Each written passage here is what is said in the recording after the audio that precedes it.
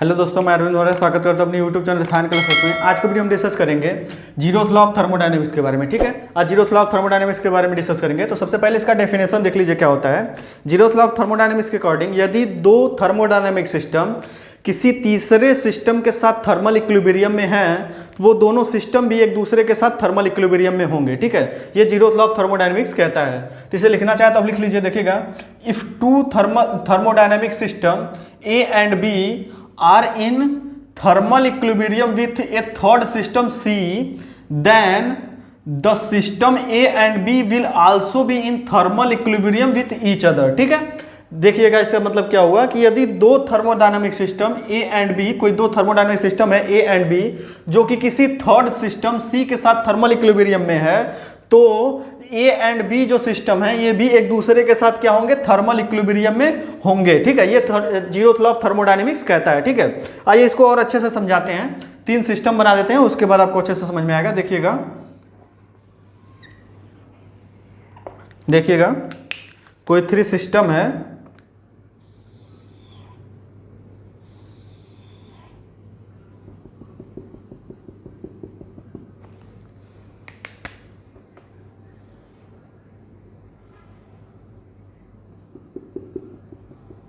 देखिएगा ये सिस्टम ए है एंड ये सिस्टम बी है एंड ये सिस्टम सी है। ठीक है, ये तीन सिस्टम है। ठीक है, अब इसमें देखिएगा जो सिस्टम ए एंड सी के बीच में जो बाउंड्री है, जो रेड कलर से हम बाउंड्री शो किए हैं, सिस्टम ए एंड सी के बीच में और बी एंड सी के बीच में जो बाउंड्री है रेड कलर की, ये कोई कंडक्टिंग वॉल है, मतलब जिसमें से हीट ट्रांसफर हो सकती है, ऐसी कोई बाउंड्री है। ठीक है, तो इसको हम लिख देते हैं कंडक्टिंग वॉल। ठीक है,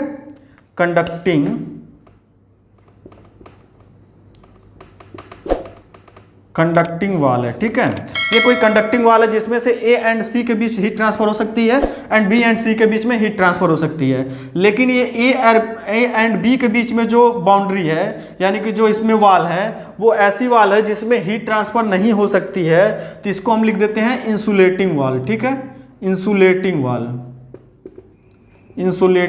वॉल, ये कोई इंसुलेटिंग वॉल है जिसमें हीट ट्रांसफर नहीं हो सकती। ठीक है, मतलब ए एंड बी के बीच में हीट ट्रांसफर नहीं हो सकती है, लेकिन ए एंड सी के बीच क्या हो सकती है, हीट ट्रांसफर होगी, एंड सी एंड ए के बीच में भी हीट ट्रांसफर हो सकती है। इसमें इन दोनों से हीट ट्रांसफर हो सकती है एंड बी एंड सी के बीच में भी हीट ट्रांसफर हो सकती है, एंड इसमें देखिए इन दोनों में भी हीट ट्रांसफर हो सकती है। ठीक है, तो जीरोथ लॉ क्या कहता है कि यदि ए और सी आपस में थर्मल इक्विलिब्रियम में है और बी एंड सी भी थर्मल इक्विलिब्रियम में है, यानी कि ए और बी दोनों सी के साथ थर्मल इक्विलिब्रियम में है, तो जीरोथ लॉ के अकॉर्डिंग क्या होगा कि ए एंड बी भी थर्मल इक्विलिब्रियम में होंगे। ठीक है, मतलब क्या कहता है, यदि ए सिस्टम, ये कोई सिस्टम ए है और सिस्टम बी है जो कि सिस्टम सी के साथ थर्मल इक्विलिब्रियम में है, तो सिस्टम ए और बी भी थर्मल इक्विलिब्रियम में होंगे, ये जीरोथ लॉ कहता है। ठीक है, थर्मल इक्विलिब्रियम का मतलब क्या है, थर्मल इक्विलिब्रियम का क्या मतलब है, मतलब उनका जो टेम्परेचर है वो सेम है। जैसे मान लीजिए सिस्टम ए का टेम्परेचर सपोज कर लेते हैं हम, सिस्टम ए का टेम्परेचर हम सपोज कर लेते हैं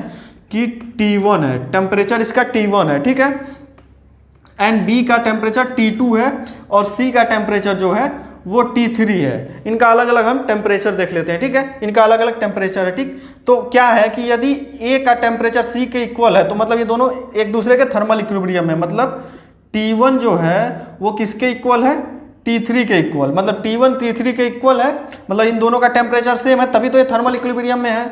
ठीक, एंड जो T2 है वो भी T3 के इक्वल है, T2 जो है वो भी T3 के इक्वल है। ठीक है, मतलब ये भी दोनों थर्मल इक्विलिब्रियम में है। तो जीरोथ लॉ के अकॉर्डिंग क्या होता है कि यदि ये दोनों थर्मल इक्विलिब्रियम में है तो ये दोनों भी आपस में थर्मल इक्विलिब्रियम में होंगे, मतलब T1 बराबर T2 भी होगा।